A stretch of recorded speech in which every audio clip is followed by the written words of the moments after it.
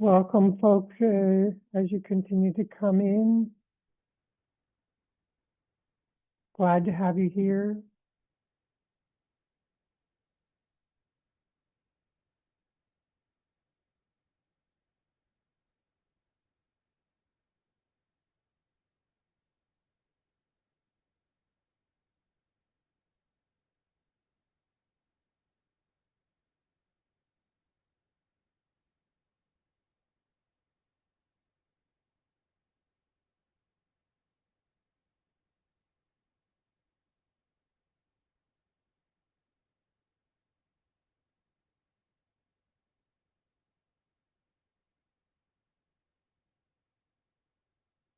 Nice to see people from a variety of our congregations, places across the USA and across the pond.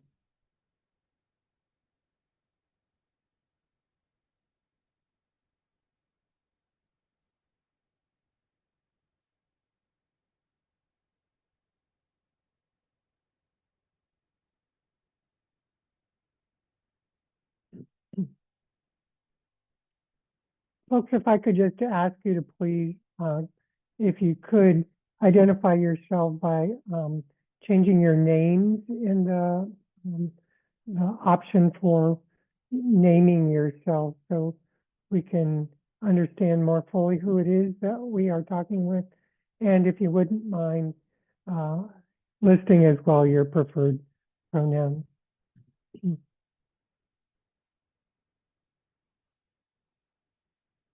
Right.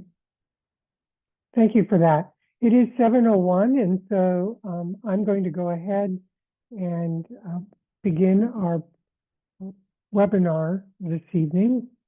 And it's I'm very thankful that all of you are here. This is a webinar sponsored by our FiRST team, which is our financial resources and support team, made up of denominational staff, including Kirk Blandford, our team lead for our operational development, and Tammy Erwin, accounting and finance coordinator, as well as Marina Laws, who is our support and assessment coordinator, and myself, Dexter Brecht, church development and support coordinator. We're happy to be able to offer this way of supporting you.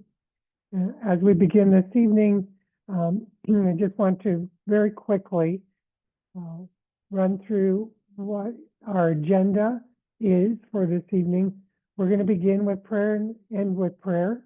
We're also going to talk about employee versus independent contractor and what those categories or designations mean, clergy housing allowance, payroll, expenditures and what that means, and accounting systems, financial reporting. And then we'll have opportunity for questions. And at that point, I'm going to ask that you do put your questions into the chat, and the appropriate person from the team will respond with the answers this evening. So, can we pray? Holy One of all seasons, we thank you for this time of planting in the south and harvesting in the north. Allow us to remember as we gather in this place, in this way, this evening, that you are the source of all that we have. And send your wisdom now to allow us to understand more fully how it is that we are to be the best stewards of the resources that are financial, that you have cared for us, and those who have been called to be spiritual leaders of the community of MCC. We give you thanks for this opportunity and open ourselves now to that presence that is you guiding us, believing it will be so, because we ask it in your many holy names, and particularly the name of Jesus. Amen.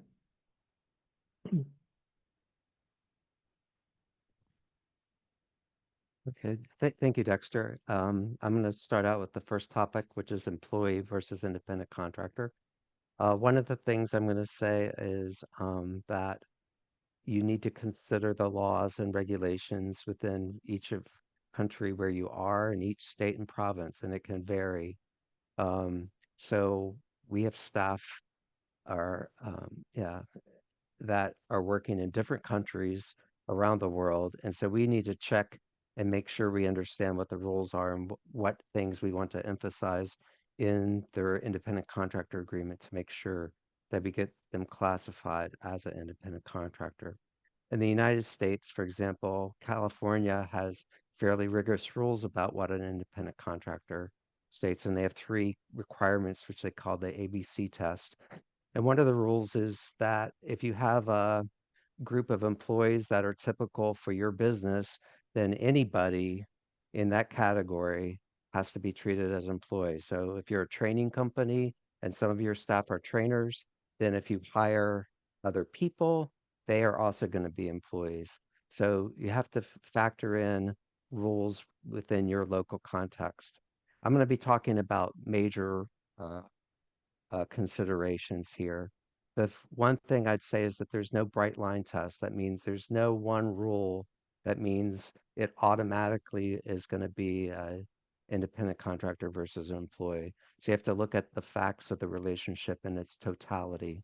And it boils down to three main areas. It's behavioral control, financial control, and the type of relationship. And a lot of times you can structure it in a way so that you get the result that you want. So you can structure it to make sure that it's an employee relationship, or you can structure it to make sure it's an independent contractor relationship. You just need to know how to do that. So one question is, does the church control or have the right to control how the work gets done, when the work gets done, where the work gets done? Does the church specify what tools and equipment will be used, specify the sequence in which the services will be performed, determines who will be hired to assist with the work, whether the church decides which supplies and services will be purchased, whether the church establishes work hours, whether they provide training regarding the procedures and methods to use? All of that would mean more that it would be an employee. There are financial aspects that would indicate that the worker is an independent contractor. If they have the opportunity for profit or loss, if they bear all of their expenses to be able to perform that function for the church, or if they provide similar services to others, that would indicate that it's an independent contractor relationship. Or areas where it might indicate the workers and employees if the church reimburses or pays for all business expenses for the worker, including internet, cell phone, toner, office supplies. That would indicate the worker is an employee. If the employees guaranteed a regular wage amount, hourly or weekly or other time period, that might indicate that it's an employee. But whereas an independent contractor is often paid a flat fee, or they might be paid on a time and material basis. And if the church provides all the tools, materials, and other equipment that they use, then that would indicate that it's likely going to be an employee relationship. Next slide. Um, then the third area is the relationship of the parties. Does the worker have the right to quit without incurring liability? Does the church have the right to fire the worker? That would be more like an employee. Whereas an independent contractor, there are going to be termination clauses which will define that, for example, it may be that the independent contractor has to give 60 days notice so that they're not, the church isn't out immediately. The worker also has the right to receive employee benefits to the degree that there are employee benefits such as insurance, a pension plan, vacation, sick pay. There's also, with an employee, a continuing relationship between you and the employee, with no end date of performance, typically, unless it's a temporary position. Whereas independent contractors should have a written contract, and the contract should be written to emphasize the aspects of the relationship that support the independent contractor requirements. And the contract should be for a specified term. So you never want to have a contract that's evergreen, that has no ending date, and the person is just getting paid every 2 weeks with no contract and no term. That's going to look like to the IRS an employee. And so here we've mentioned tools and equipment, but with training, an employee gets the trainings provided by the employer, whereas an independent contractor, they're relying on their own expertise and they're responsible for their own continuing education. Next slide. And then this is the effect of this. So what does this mean? In the United States, if you're an employee, then you're eligible for whatever benefits there are, and the employer withholds and pays payroll taxes, and they issue a W-2 at the end of the year, whereas an independent contractor is not eligible for employee benefits, and the contractor gets a Form 1099 NEC at the end of the year. But sometimes I hear things where somebody says, well, they're an independent contractor because they get a 1099. That's not why they're an independent contractor. That's the result of being determined by it to be an independent contractor. So you as the church need to make sure you feel comfortable with however you've classified these this staff, whether they're employees or independent contractors. You need to be comfortable with whatever decision you made. We cannot offer advice and, as far as a determination. However, if there's any situations that you want to run past us, we can let you know in this example, in your scenario, these are the things that would be on the side of an independent contractor. These are the things in that relationship that would tend to be employee to give you feedback. And then you yourself have to make that determination. But we can certainly provide help if that would be helpful to you. The next part of this that we want to talk about is the fact that clergy, and this is a US only topic, clergy in the United States have a dual tax status. And what that means is that they're treated differently depending on the type of tax.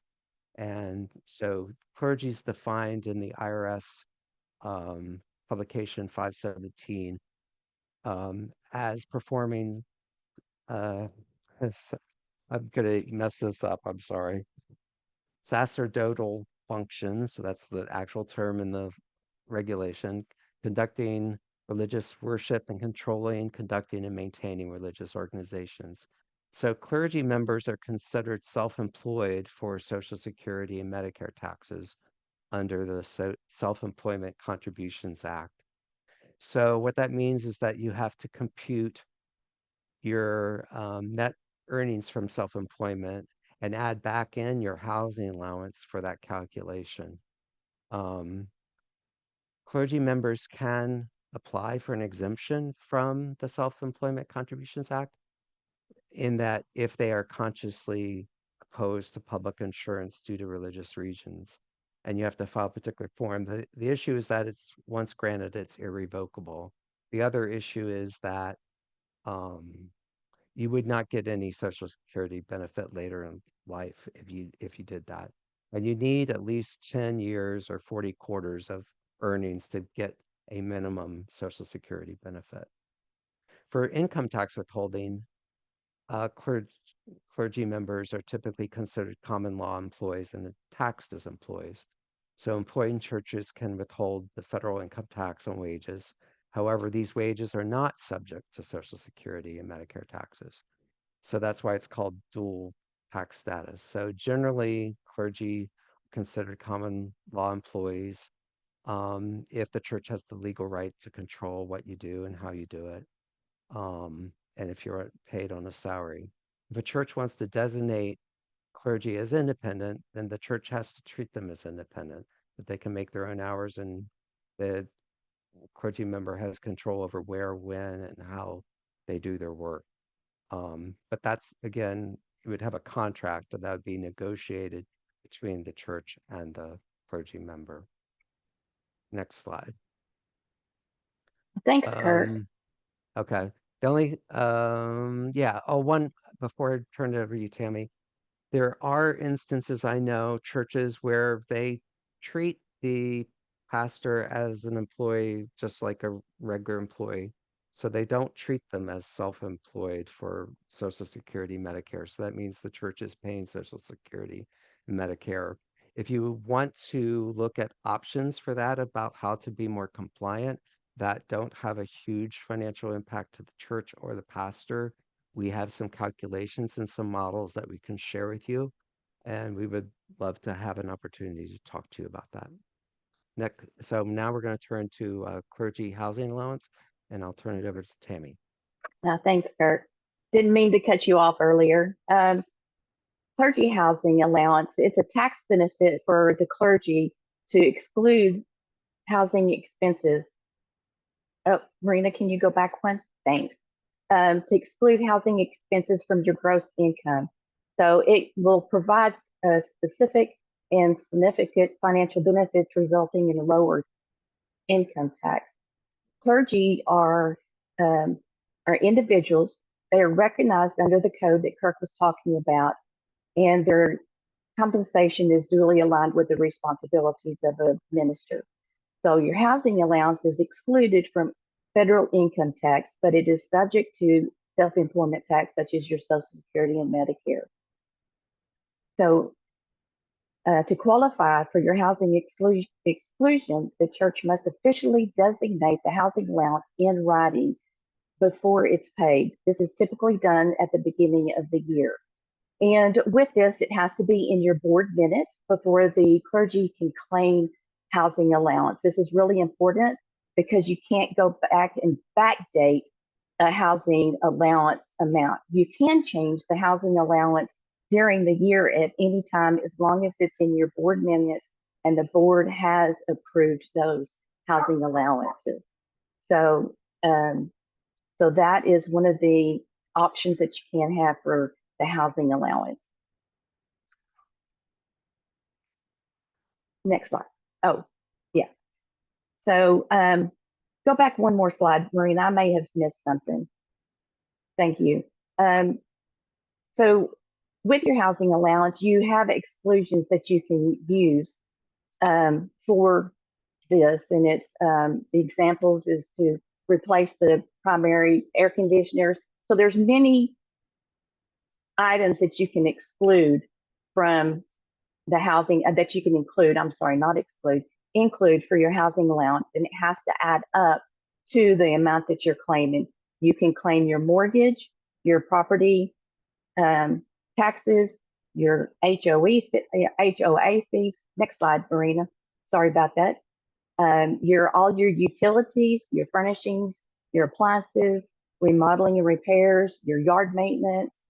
So there's many avenues that you can use towards your housing allowance. So it is not taxed on your federal tax. It's only taxed on your Social Security and Medicare.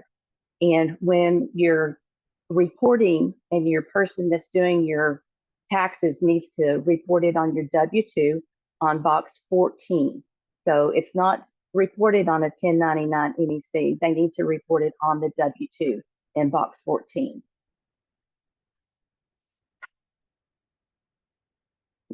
Thank you, Marina.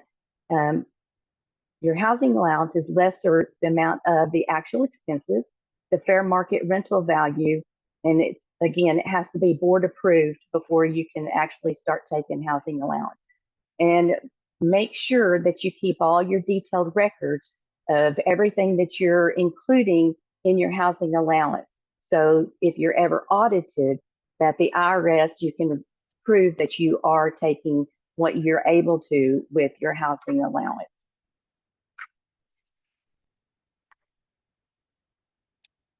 Thank you, Tammy and Kirk. So with that, I'm just going to ask if anybody's got any questions relating to what we've heard so far. And if you would type them in the chat box, that would be great. If you don't have any questions at this point, not a problem. You can put the questions in there at any point during the webinar, and we will answer them at the end. Just to answer a couple of questions that have already come in, yes, the presentation will be made available to anybody that would like that, and we will put it also in the resource bank, and we will send out a link to that for you to go and look at. So now we're going to move on, and we've got a poll for you to take part in. If you just bear with me 1 second, and I will bring the poll up. So I'm going to launch the poll now, and it's just one question. How do you prepare payroll at your church? So do you manage it in-house without any payroll software? Do you manage it in-house with the benefit of some software? Do you have a third-party payroll service, so you just need to report the hours for that pay period? Or are there staff independent contractors? So I'll give you a few more minutes to have a look at that and submit your answers.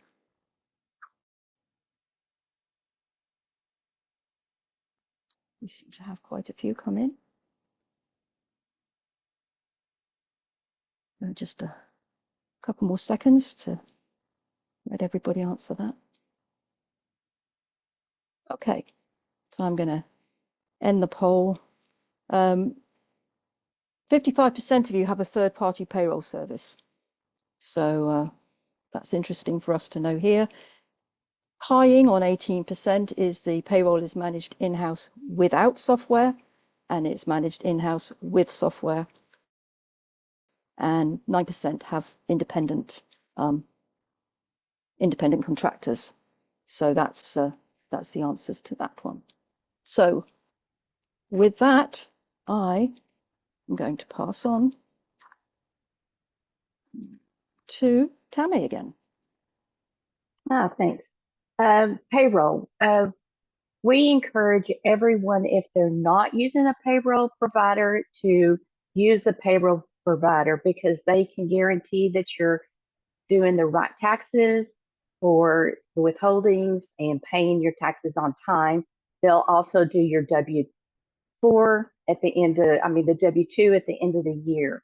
So we really encourage you to use an outside payroll processor if you can afford it. And if you can put it in your budget, that would be great. So upon hiring an employee, you need to get a W-4, an I-9, and then we also encourage you to have background checks on all your clergy, your volunteers in-house. And we do provide that, clergy background checks for $15. So if you want to do a background check, just let us know and we can run that for you. Independent contractors, you should be providing you a W-9, and that W-9 will provide you with their information along with their Social Security, so you can give them a 1099 at the end of the year.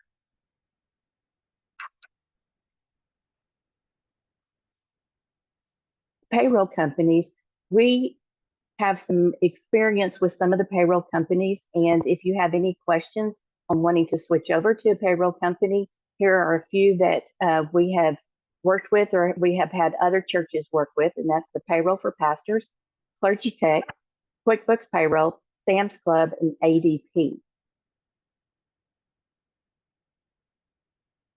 Marina? Thank you, Tammy.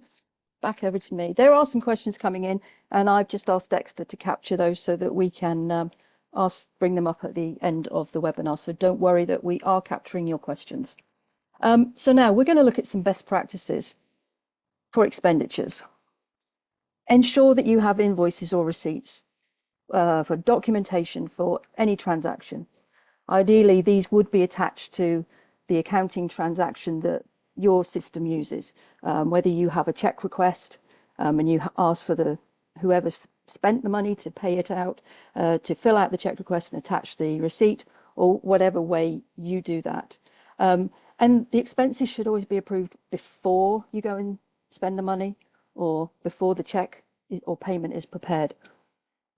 In an ideal world, and I understand, and we all understand, that it's not always possible because not all churches have vast number of volunteers or people on the board, but the check on the payment should be prepared by someone other than the treasurer. It's a good practice. It's just good double checks, and it shows that the rest of the congregation that things are not handled just by one person. Keep the authorized signatories on file at the bank. Now, to do this, most banks do require that you have the signatories listed in the minutes of a board meeting. And you won't usually be able to add or delete signatories without taking the minutes to the bank to prove that. And they will give you a signature card, get that signed, and then they will take that back to the bank. They will also want to keep a copy of the minutes as well. I do see checks come through that have only got one signature on them, but I always highly recommend that you have at least two signatures on any check. And I also recommend to any treasurer that I speak to that you have 2 or 3 signatories off the board. I know many pastors, which is a good thing, do not have signatory rights. Many pastors don't want to have signatory rights. It's another double check and good practice. And also they don't like to know what money is coming in. They like to know that somebody has perhaps given a gift, but they don't always want to know who's given what amount. So those are just good practices. As I said before about the signatories on the bank, when a board member leaves or moves away or whatever, make sure they're taken off the signatory card at the bank as timely as possible. You may have to wait to the next board meeting, but if you can get that done and updated as quickly as possible, that shows good practice as well. And again, you'll need updated minutes to that. If you've got blank checks that are in the church, please make sure they're in a safe or a locked file cabinet. Please don't have any loose checks in a briefcase at home. That's not good practice. I know it happened during COVID, and things have to change when situations change. But for good practice, keep them in a safe or a locked cabinet. And also consider looking at electronic billing, especially if you've got time critical payments, such as mortgage, rent, or insurance.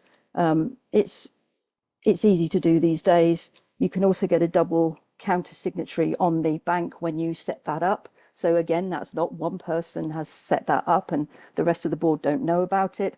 That can be set up by the treasurer and somebody else goes into the bank account to finalize that. And again, get that in the minutes to show that that's what you've all agreed on. That's really good practice from that point of view. We do not recommend credit cards, and some of you will have been in churches or be aware of churches that have suffered at the hands of a church having a credit card. It's too much temptation for some people, but just we don't recommend it. If you want to have one, we're not saying don't, but as a recommendation, we would recommend it. Petty cash, if you have any in the building, again, as with the checks, make sure that's in a safe or a locked filing cabinet, and make sure that that's double checked regularly and counted by members of the board, so that you always know what is there and that you've got receipts to back up if there's been any expenditure from that petty cash during the week. Avoid sales tax. We don't want to pay sales tax if we don't have to. Make sure you make people aware who are buying things for the church or somebody is buying it on behalf of the church, that you get a tax exempt letter from the state. They're very easy to obtain. If you're not an independent 501c3, you can speak to Tammy and she will let you have one of ours under the umbrella scheme. So just save a little bit of money for the church that way. So if we've got any questions on that, Dexter, are there any questions, please? I think we have answered most of the questions. There is one remaining around tax implications for a pastor that only receives a housing allowance. That is all that they're compensated. Could you speak to that, Kirk? Sure, yeah, that is allowed. You just have to have it has to be approved by the board. The board has to feel comfortable with that. The level, I don't know in this example what the level of the housing allowance is, but the board would have to feel comfortable that that's a reasonable housing allowance. There's also the rule about it's the lower of what the board approved is versus actual expenses versus fair market of what a furnished rental with utilities would be. So there's always that caveat, but there could be circumstances when that is appropriate. I mean, I can't, normally I haven't seen it that high, but I've heard of examples where it has been that high. Yes. And we had a question around background checks. I think that Tammy, you had answered that, making Yes. it clear that you are available to do background checks, just to contact you directly. And that's not only clergy folk, but could be folk on staff as well, right? That's correct. Okay.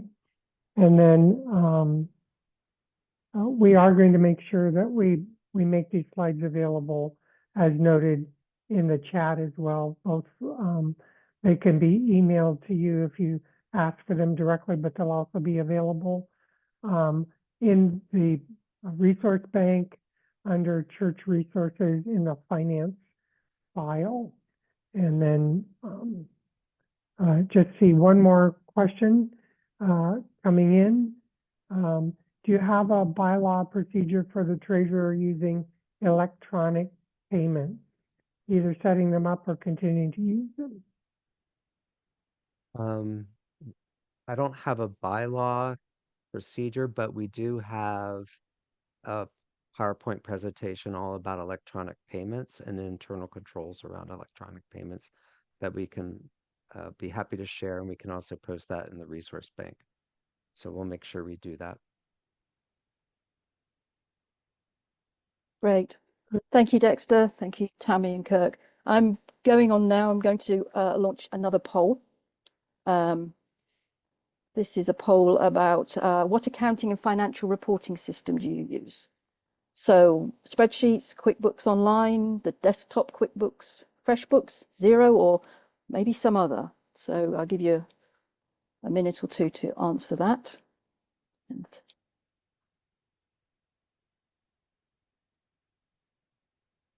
again, if you've got any other questions, please continue to put them in the chat box, and we will get to them at the next question time. Okay, I think we're going to end the poll now. Everybody seems to have answered. So we're going to share the results here. 52% QuickBooks Online. So that's the preferred one, QuickBooks Desktop. Then it's Spreadsheets Other. So yeah, so Tammy and Kirk, nobody uses FreshBooks or Xero. So I'm going to stop sharing that now. And I'm going to pass it back over to Kirk. Thank you, Marina. Let's see. Can you advance the slide?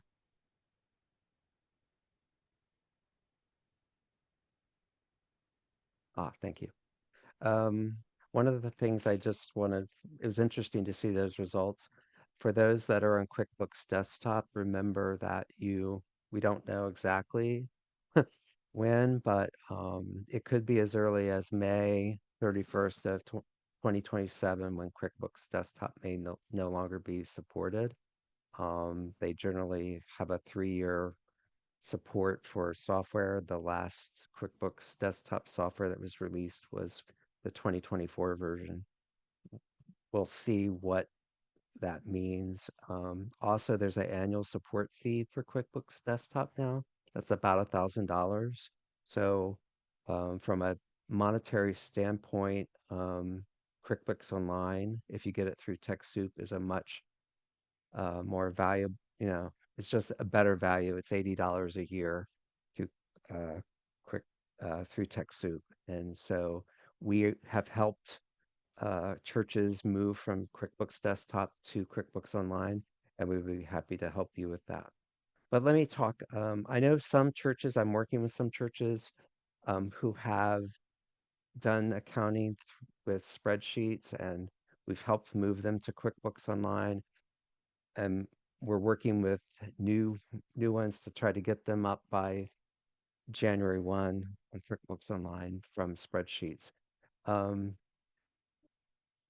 It's going to save you a lot of time if you do an automated accounting or an accounting system like QuickBooks Online. because it automatically does your dual entry bookkeeping. Just use an example. If you're going to track expenses in a spreadsheet, then you ask a question, well, what is your accounts payable, or how much of those bills did you pay and how much have you not yet paid? You would have to do a whole nother spreadsheet to track that. So whereas with an accounting software, you're tracking everything, you're using dual accounting all the time. Usually one side of the entry is the profit and loss side. Usually the second half of the entry deals with the balance sheet. So that's automatically done for you as you do your work. Also, you're able to track fund accounting, the different designated or restricted accounts that you have. Also with QuickBooks Online, they've added in over the last several years artificial intelligence. So now you can scan an invoice and it'll pull the invoice date and populate that in the correct field, the invoice amount, the description. It'll even code it to what it thinks the right expense account is based on your past history with that vendor. And then all you have to do is and it'll also attach that invoice to the transaction. So all you have to do really is just make sure that did QuickBooks Online do everything correctly? And if so, just save. So it's really time saving there. Also, you can have the bank feed so that basically transactions from the bank are coming into a holding tank in QuickBooks Online, and you can match or categorize as people use a debit card of the church or something. So you can have really pretty much real time, accurate financial statements almost daily. The other thing about the bank feed is you can see if somebody has charged your bank account incorrectly, like you have a debit that's not valid. You'll see that immediately. And it's very important if somebody's debited your bank account that there's only a limited time. Sometimes it could be one business day that you have to notify the bank. So it's very important to keep up with what the transactions coming through your bank. Also, besides saving time, it also improves accuracy. I love spreadsheets, but it's easy to mess up a formula, not realize when you added something that you didn't adjust the formula. And so you can have inaccurate information that you don't know that it's inaccurate. So it's going to be 100% accurate virtually. And then also software provides standard reports that you need to be able to report on your finances to the board. And you're not going to have to write a report. They're just standard reports right there, everything you need. And we can assist you if you aren't on QuickBooks Online, and we're not saying you have to use it, or you can use whatever software you want, but for $80 a year, QuickBooks Online is pretty great value. Next slide. On your chart of account. Yeah. Oh, No, do you want to take this one, Kurt? No, go ahead, Tammy. All right. On your chart of account is a list of the accounts that the church uses to record their transactions into the general ledger. It serves a foundation for your financial management and reporting, and it organizes your transactions in categories. Your assets start out in your 1,000, and your liabilities start out in your 2,000, equity in 3,000, revenue 4,000, and expenditures in 5,000 numbers. If you're not using the number system, you can go and add them to your account so you can have them in a better order. So if you need help doing that, we highly recommend that you use the numbering system so your books come out where you can read them, and it categorizes and groups things in a particular area and not mix your assets and revenue and expenses all together with not numbering them. So if you need any help, just let us know.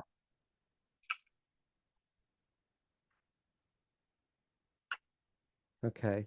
And in common language, you can think of a chart of accounts as a common agreed language that the church is using so that everyone has a common understanding of the financial statement or the financial state of the church. And so you need to really figure out what accounts do you need, within each of those categories as far as assets, liabilities, revenues, expenses. Some common issues that I see in charts of accounts is that sometimes things are not broken out sufficiently into sub-accounts. So, you'll see that a church has one line for utilities and they throw in their electric bill, natural gas bill, water bill, telephone bill, internet, um, everything. And then that really makes it hard to manage that because you aren't seeing the different types of utilities. It's just one blob or one global number. So it's hard to manage. Also, um, I see all the time restricted and designated funds are intermingled with church operations and not separated for the profit and loss. And so we like to see restricted designated accounts all put together. You can count, use them as other revenues and other expenses in QuickBooks Online. And then that puts them all together. And then that allows you to look at just church operations. And what is the church, the restricted accounts, you've been given donations for that, but how does the church operations? And then the other thing I see is that churches sometimes don't realize they intermingle on the revenue side. Like they have the food pantry expenses, but it's hard to see, okay, of those expenses, what got funded through restricted or designated giving, and what portion of the food pantry expenses actually are being paid for by church operations. So it's very important to get that all separated so that you can see really what's going on. And as Tammy mentioned, we really like to see account numbers. I'll just give you an example. So if you have auto insurance and workers' comp insurance, if you don't use account numbers, it's going to it's going to put everything in alphabetical order. So auto insurance and workers' comp are going to be completely different areas. Whereas if you use account numbers, it's a way of grouping all like things together. So it's when you look at the profit and loss statement, things kind of make sense to you because all the insurance is together, all the utilities are together, that kind of thing. Next slide.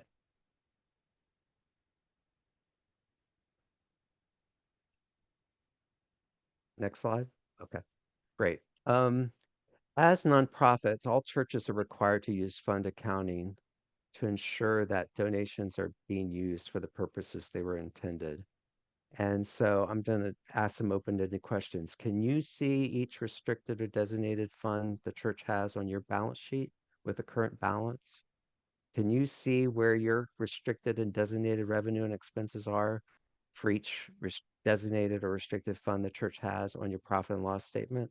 If the answers to either of those questions are no, then you either need to fix your chart of accounts or you need to change your accounting processes so that you can better track restricted and designated funds. And we're here to help you. So just reach out. You can, our group email address is first@mccchurch.net.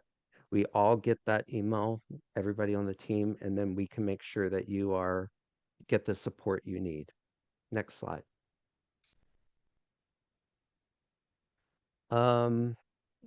So some best practices around chart of accounts. Uh, it's important to track donations by fund and where you show the usage of the fund and the current balance of the fund.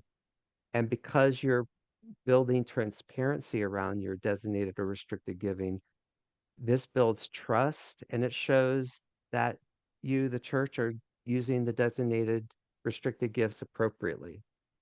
And then you also need to review probably at least annually your chart of accounts. So what changes have happened with the church over time? And is the current chart of accounts serving you well, or does it accurately reflect the church's financial state? Have you added a new ministry or ended a program, and so you need to add some accounts or inactivate some accounts? So it should be maintained at least annually. And then the chart of accounts should be understandable. You don't want too many accounts, make things confusing, but on the other hand, you don't want too few either, because if you have too few, it's hard to actually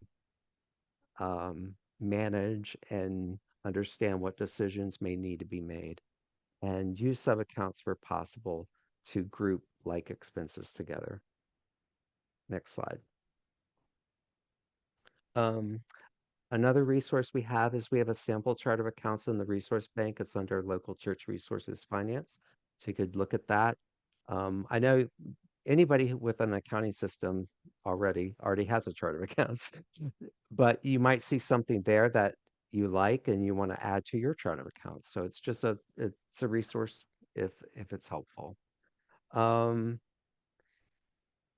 the benefits of a well-structured chart of account is it can help you improve financial reporting to make sure you have accurate and informative financial statements, and you have a better idea of the health of the church's finances.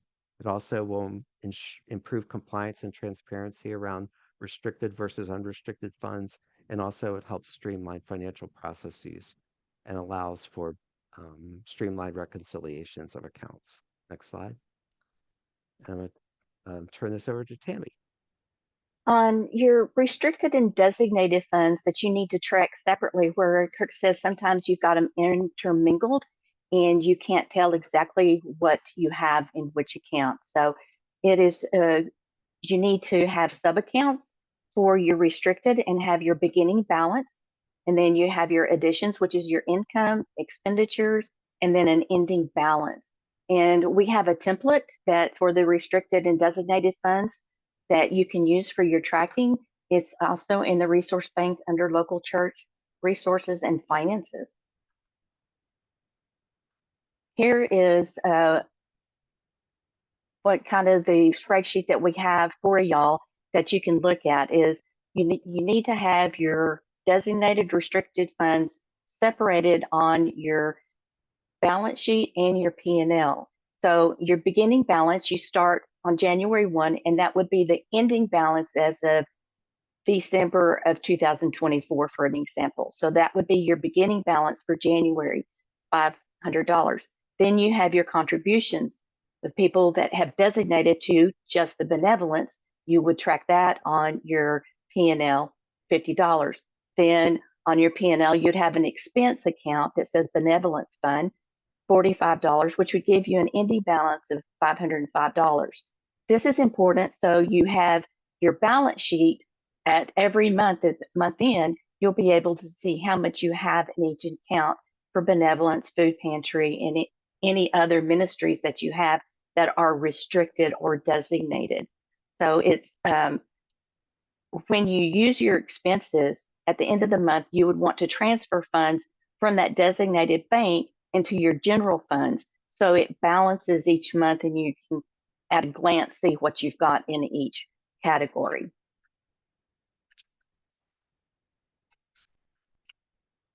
Thanks, Tammy. And this is our final topic of today, this webinar, and it's on church financial reports. Do you look at the church's financial reports only end up more confused? Or do you feel unprepared for board meetings because the finance reports didn't quite make sense? Or do you find it difficult to communicate where the congregation stands financially in a clear and understandable way at the church's annual meeting? And we hope this next section of the presentation will help you. Next slide. Church financial reports can help bring clarity and shine a light on the church's current financial circumstances.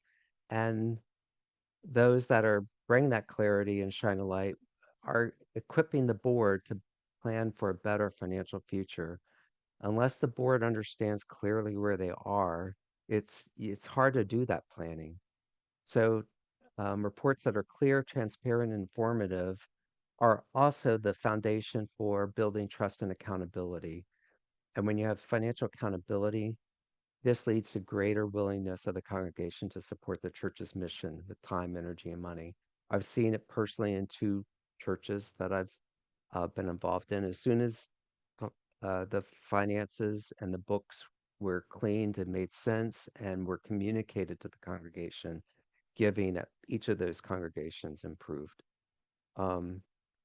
And church financial reports are typically prepared by the finance team with key inputs from the treasurer and the bookkeeper. But these are tools, financial reports are the tools to help the board make wise financial decisions based on a real-time picture of the financial situation. Next slide.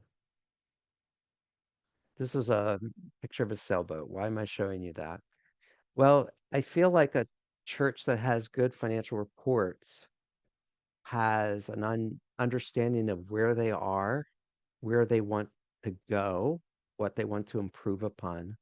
They have, because they have the financial reports, they have the sails, the motor, the rudder, that kind of thing, to make sure that they're steered in the right direction. And because they have financial reports, they can adjust as they go along that journey to that direction. A church that does not have good financial reports is basically like being in a boat with no sails, no oars, no motor, no rudder, and basically you're in open water with no ability to steer anywhere, and you're at the risk of just nature. So that's kind of what I'm trying to have you think about what that means. There was a treasurer, well, former treasurer of a church, I have to say. He said the pastor ordered them never to present financials at a board meeting, that it was too depressing. That church closed. Without good financial information to help the board and the congregation know where they are, you cannot change your financial reality. So church financial reports also support the budgeting and planning efforts, help you create a new plan, a new vision, a new direction for the organization. It allows the board and ministry leaders to manage your resources effectively and reduce financial risk. It provides transparency. It shows the congregation where their sources of revenue are, how their funds were spent, and ensures accountability to the board and the congregation. You can also, with financial reports, compare to budget. You can see recent trends, allow the board to have the information to make decisions. And it also connects the dots for the congregation. They can see the church's ministries and the church giving and understand how their giving makes a difference to the ministries that the church is involved in, and makes those contributions meaningful. Next slide. So what are the elements of a church financial report? Well, one thing I think is good, having just an overall summary of a single sheet with highlights key financial measures and provide an explanation or context for any significant issues incurred in the month. But I think it should also include a profit and loss statement and income statement, which summarizes the sources of revenues and expenses for the month, compared to budget. And you could also have some trends, and then a balance sheet, so you can see your assets and liabilities, and then also a restricted and designated fund schedule. And Tammy's now going to describe some of those in more detail. Tammy. On your profit and loss, you have an income where it shows the incomes, and if you have your sub-accounts for your ministries, you'll be able to see how much your income you have taken in for each ministry. That's why sub-accounts are really important to show up on your P&L, so everybody can see where you're at, what you're doing, and be able to make decisions. On the expense side, it shows you all your expenses. This is where on a spreadsheet, you can't really see that broken out, where you can in a software, QuickBooks or whichever software you're using. You can see all your expenses. You have sub-accounts that are split out for your utilities, for your water, electric, gas, and your mortgage and your ministry programs. And that way you can see the income that's come in from your main account, the tithes and offerings. You can see how much income you've got in your specific ministry, like food bank, and then you can see the expenses for the food bank, and you can see if you have the money to be able to spend, because in your balance sheet, this is where you have your assets, you have your cash and your cash reserve. Your cash reserves is like your designated funds, like the food pantry and your benevolence. And it's also under a sub-account. The way that we do it here is we have an account, because we use Bank of America. We have Bank of America for our general funds, and then we have a second account that is of also Bank of America. So we use it and we say it's savings. It's our checking account, but it's we call it savings, so we can see the difference. And when we're talking to each other on staff, that it's coming from our savings specifically designated, and you have sub-accounts under that, but you only have to have one savings account, and you have all the sub-accounts underneath that. So it pulls out your benevolence, your food pantry, your building fund, and all the others where you can track it. Oh, some of our churches have 4 and 5 bank accounts because they have money for each designated. And that is very difficult to keep up with and transfer funds back and forth to different bank accounts, and trying to reconcile it can get cumbersome. So if you have 1 or 2 savings accounts, that I believe is plenty. We have 2, and we do. And if you ever look at our balance sheet, you'll see all the designated funds that we have. And of course, you would need a separate for your investment accounts. Then your liabilities, you can run a report out, and we use QuickBooks. You can run a report on the balance sheet, and it will show you your accounts payable on what you still have as a liability. You can set up your loans, so you'll know if you're what liabilities you have. Your mortgage can be put under your liability. So those are a few of that's why we have a balance sheet, is so we can see all the different areas on where we've got our pots of money, and which is unrestricted, designated, and restricted. Thanks, Tammy. And I just have some final thoughts about church financial reports. One is I want to encourage you to don't avoid the reality of where your church finances are right now. You need to confront them and deal with them. And also, it's important to have integrity in financial management, because this will pay dividends and lead to greater giving from your congregation if you have financial integrity.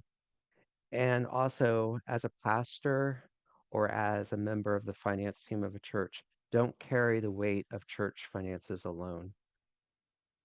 Involve the board, involve the full finance team, involve the congregation, because this allows others to be involved and share the load.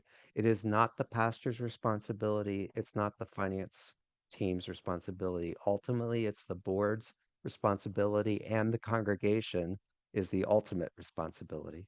So don't carry the weight alone. It also help you reduce stress.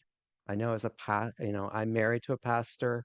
There are and I think we expect pastors to have skills in 43 different areas. We we counted up, and that's impossible. Nobody went to seminary and got education in these 43 different areas. So anything you can do to reduce stress and involve others to help solve the issue. Also, by doing this, you're cultivating a sense of community where everyone can see how they can have a role to improve the financial reality of your church or faith community. Next slide. I love this quote. Joshua Gordon has a website called theleadpastor.com, and they have great resources. But the quote is, if your church is a car, there's a back seat and a front seat. In the front seat, you have vision and values. In the back seat, you have administration and finances. But when administration and finances aren't in the car, you're going to crash. But if they're in the front seat, you're not going to move. So I just love that. Kind of, sums it up. You need to have finance and administration, but they should not be leading. Your vision and values should lead the church. And then administration finance supports where you're leading the church as far as your vision. Next slide. Okay, we're going to take some questions. Great. I think there were just a couple of questions that were added during the last session.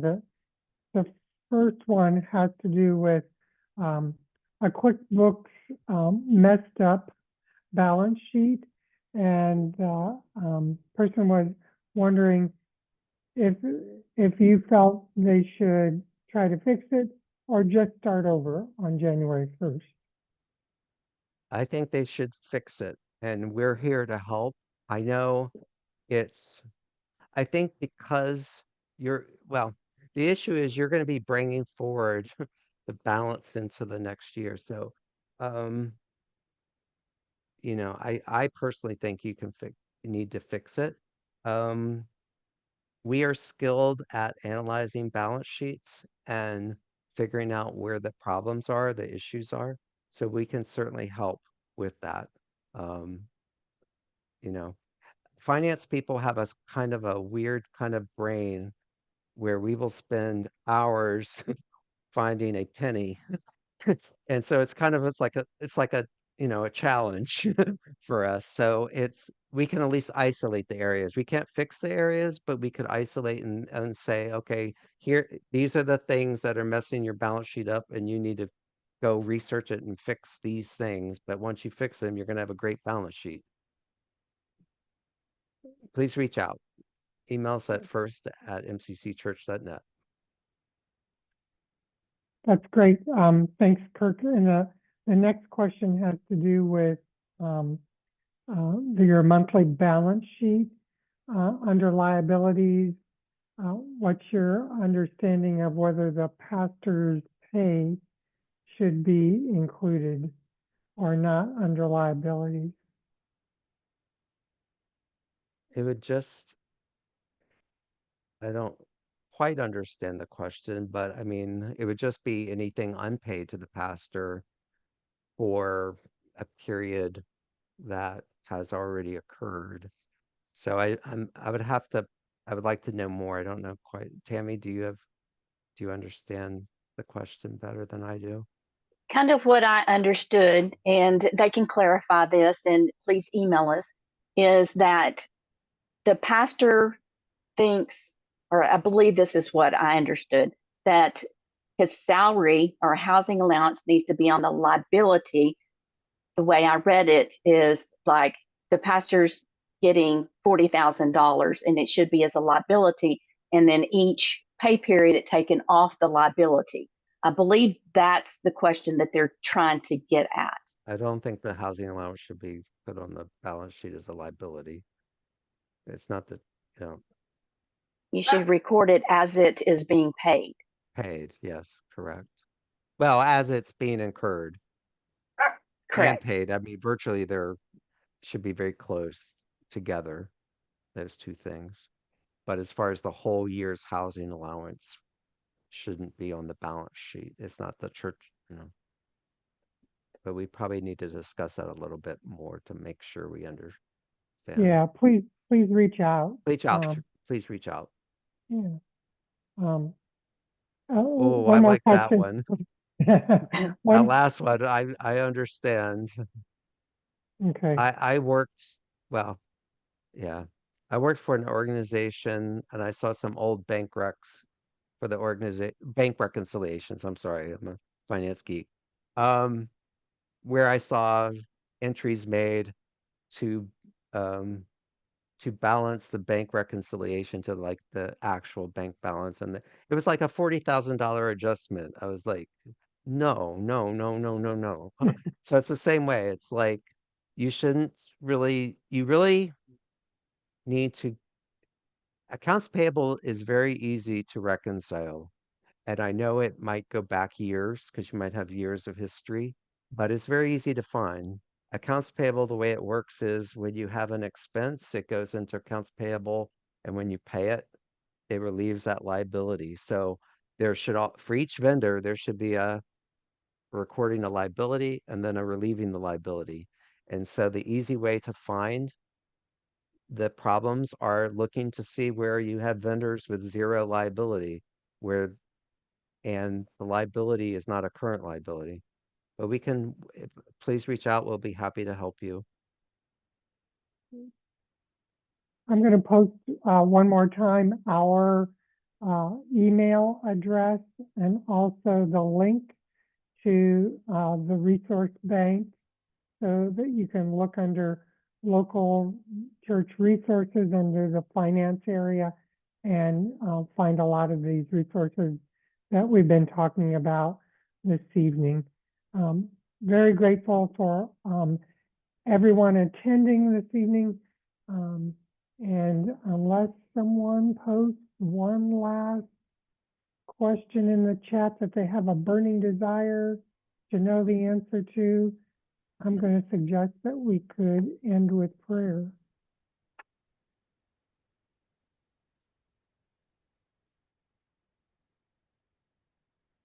Great.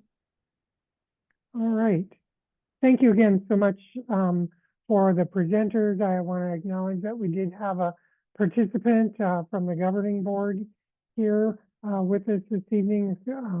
Thank you for staying up extra late, Charlotte, and being part of the webinar. And thank you all for attending, the excellent questions and the ministry that you do around care of our financial resources. Appreciate it so much, so that we truly can be MCC in the most effective ways that we can. Shall we pray? Holy One, we thank you again for being the source and giver of every good gift that we have. We pray that the wisdom that has been shared here, the understandings that have been given, the questions yet to be answered, you will continue to provide for.